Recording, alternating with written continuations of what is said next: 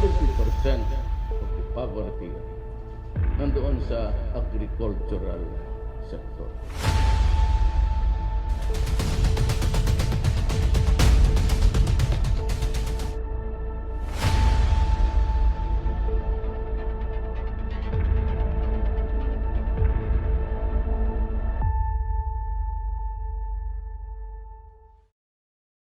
The agrarian reform efforts under Marcos' regime.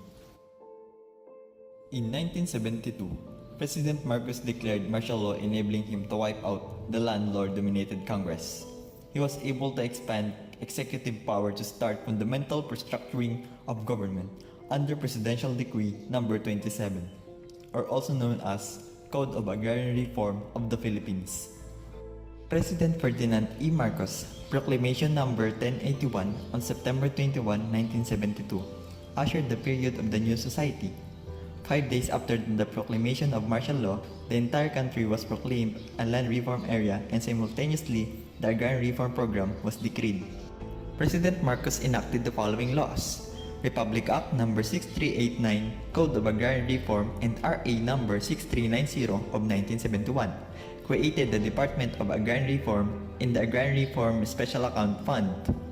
It strengthened the position of farmers and expanded the scope of agrarian reform. His Presidential Decree No. 2 on September 26, 1972 declared the country under Land Reform Program. It enjoined all agencies and offices of the government to extend full cooperation of assistance to the AR. It also activated the Agrarian Reform Coordinating Council. A month later, he issued Presidential Decree No. 27, which contained the specifics of his land reform program. On paper, the program was the most comprehensive ever attempted in the Philippines, notwithstanding the fact that the only rice and corn land were included. Holdings of more than 7 hectares were to be purchased and parceled out to individual tenants, up to 3 hectares of irrigated or 5 hectares of unirrigated land, who would then pay off the value of the land over a 15-year period. Sharecroppers on holdings of less than 7 hectares were to be converted to leaseholders, paying fixed rents.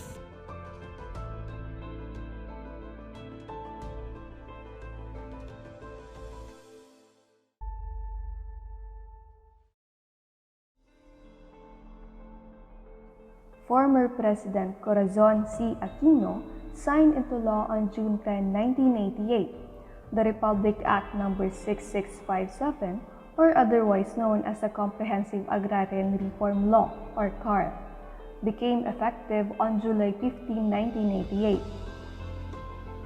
The Constitution had an agreement with the Filipino people during Corazon's administration under Section 21 of Article 2, stating that the state shall promote comprehensive rural development and agrarian reform. 4 presidential issuances were released on July 1987 after 48 nationwide consultations before the actual law was enacted. This provides the following. Executive Order No. 228 on July 16, 1987 declared full ownership to qualified farmer beneficiaries covered by PD 27. It also determines the value remaining unvalued rice and corn lands subjects of PD 27 and provided for the manner of payment by the AFPs and mode of compensation to landowners. Executive Order No. 229 on July 22, 1987 provided mechanism for the implementation of the Comprehensive Agrarian Reform Program, or CARP. Proclamation No. 131 on July 22, 1987 instituted the CARP as a major program of the government. It provided for a special fund known as the Agrarian Reform Fund, with an initial amount of 50 billion pesos to cover the estimated cost of the program from 1987 to 1992. Executive Order No. 129-A on July 26, 1987, streamlined and expanded the power and operation of the DAR. Republic Act No. 6657 on June 10, 1988, Comprehensive Agrarian Reform Law, an act which became effective on June 15, 1988, and instituted a comprehensive agrarian reform program to promote social justice and industrialization, providing the mechanism for its implementation and for other purposes. This law is still the one being implemented at the present. Executive Order Number 405 on June 14, 1990, vested in the Land Bank of the Philippines the responsibility to determine land valuation and compensation for all land covered by CARP. Executive Order Number 407 on June 14, 1990, accelerated the acquisition and distribution of agricultural land, pasture lands, fish ponds, agroforestry lands, and other lands of the public domain suitable for agriculture. This agrarian policy in Corazon's Aquino's administration addresses the problem of the Filipino people but ignored after it was being signed into law.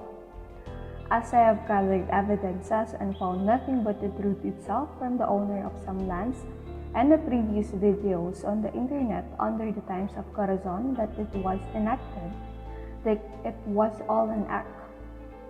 In order to gain benefits for the Cojuangco and Aquino, landowners are corrupted by the thought and deeds that it will solve their issues after it was approved. But they only get that they will not achieve fairness for their labors to the point that the workers are being lessened as their salary became 9 pesos and 50 centavos.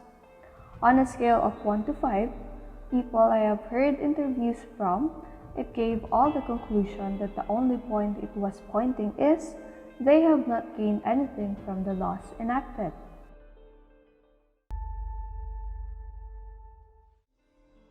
When President Fidel V. Ramos formally took over in 1992, his administration came face-to-face with publics who have lost confidence in the Agrarian Reform Program. His administration committed to the vision fairer, faster, and more meaningful implementation of the Agrarian Reform Program. President Fidel V. Ramos enacted the following laws. Republic Act No. 7881, 1995. Amended certain provisions of RA 6557 and exempted fish ponds and prawns from the coverage of CARP. Republic Act No. 7905, 1995 strengthened the implementation of the CARP. Executive Order No. 363, 1997 limits the type of land that may be converted by setting condition, under which limits the type of land that may be converted by setting condition under which specific categories of agricultural land, either absolutely non-negotiable for conversion or highly restricted for conversion. Republic Act No. 8435, 1997, Agriculture and Fisheries Modernization Act, AFMA, plugged the legal loopholes in land use conversion. Republic Act 8532, 1998, Agrarian Reform Fund Bill, provided an additional 50 billion pesos for CARP and extended its implementation for another 10 years.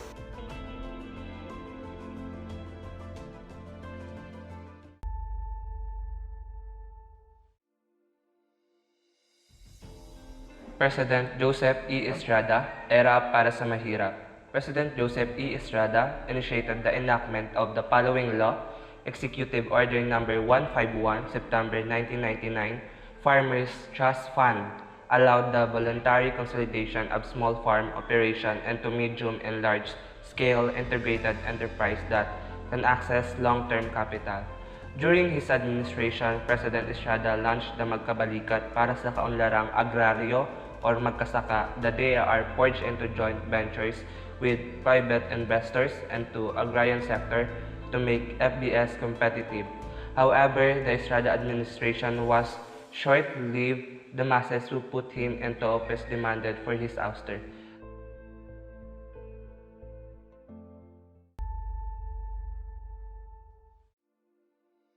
President Gloria Macapagal Arroyo.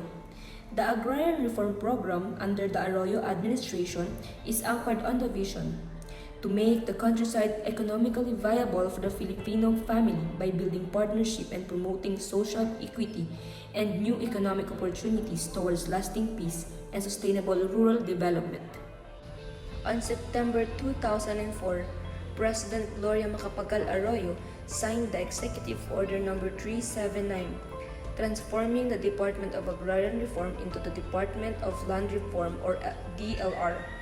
DLR was also responsible for the recognition of the ownership of ancestral domain by indigenous people under the National Commission on Indigenous People or NCIP. The former President Gloria Macapagal Arroyo also amended the Memorandum Circular No. 4 Series of 2003, the Kapit Pisig Laban sa Kahirapan Agrarian Reform Zones or Kalahi R Zones, on Republic Act No. 9700 Series of 2009, strengthening the Comprehensive Agrarian Reform Act or CARP, extending the acquisition and distribution of all agricultural lands, instituting necessary reforms, amending for the purpose certain provisions of Republic Act No. 6657, otherwise known as the Comprehensive Agrarian Law of 1988, as amended, and appropriating funds. Former President Gloria Macapagal Arroyo stated that agrarian reform should not merely subdivide misery, it must raise living standards. Ownership raises the farmer from his, but productivity will keep him on his feet.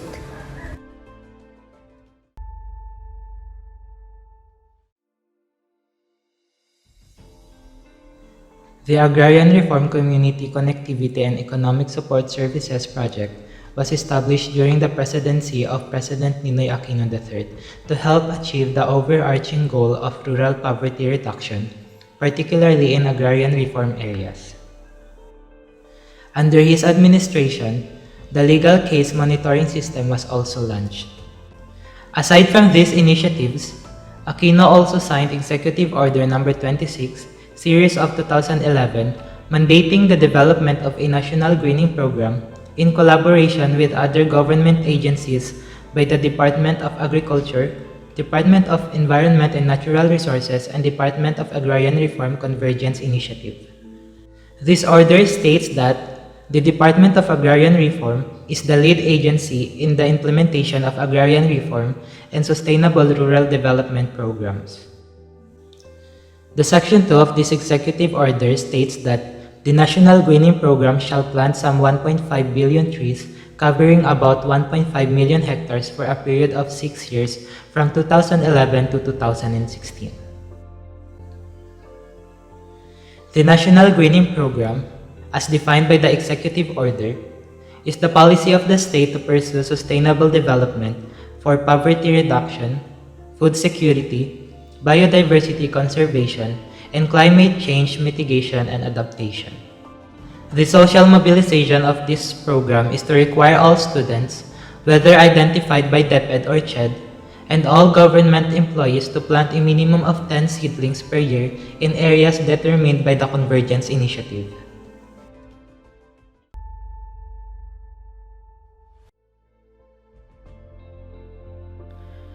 Under his leadership, the President wants to pursue an aggressive land reform program that would help elevate the life of poor Filipino farmers by prioritizing the provision of support services alongside land distribution. The President directed the DAR to launch the second phase of agrarian reform, where landless farmers would be awarded with undistributed lands under the Comprehensive Agrarian Reform Program. Duterte plans to place almost all public lands, including military services, under agrarian reform. The President also placed 400 hectares of agricultural lands in Boracay under CARP. Under his administration, DAR created an anti-corruption task force to investigate and handle reports on alleged anomalous activities by officials and employees of the department. The department also pursues an off-plan zero backlog in the resolution of cases in relation to agrarian justice delivery of the Agrarian Reform Program to fast-track the implementation of CARP.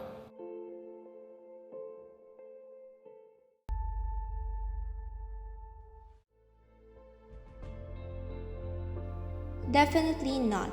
It is because our government system has major issues to conquer, such as contradictions, loopholes, and weaknesses of the agrarian reform. The first one is the accuracy of data.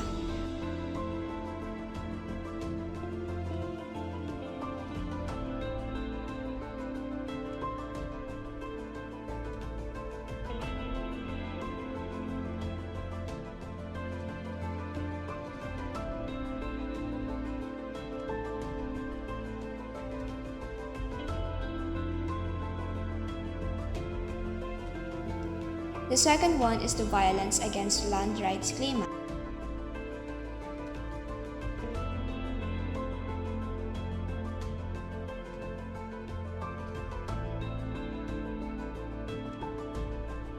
The third one is the reversals and land conversion. Ang lupain ng Hacienda Luisita. Walang trabaho ang mga manggagawa at magsasaka. At muling nauungkat ang issue ng pamamahagi ng stock certificates tulad nito sa mga magsasaka, imbes na lupa, noong nanunungkulan pa si dating Pangulong Cory. Nabigyan ng mga magsasaka ng Virgilio de los Reyes avoids a confrontation with activists calling for his resignation.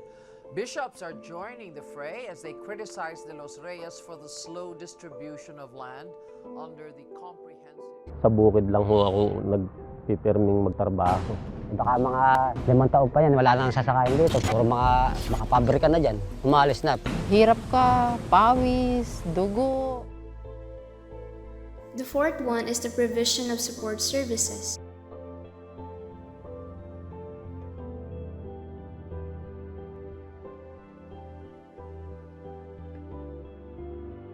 Mamamatay tayo lahat ng gutom dahil kami ang nagbubungkad ng lupa para ipapunta dito yung mga produkto sa Maynila, sa lahat-lahat na walang lupa na sinasaka para makakain tayo lahat.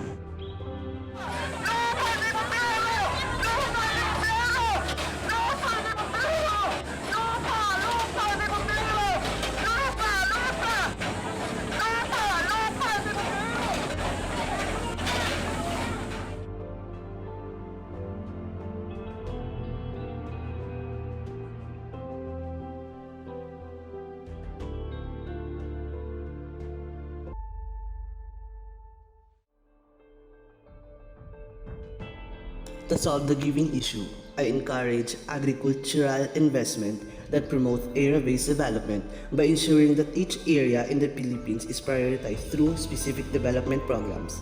There will no longer be a problem of getting left behind of each aspect and will be safe, leading to inclusive agricultural growth and eventually economic growth. The second one is prioritize investment that can increase and sustain productivity. If the productivity of those working on the agricultural sector is developed, a lot of opportunities will open that can ensure growth.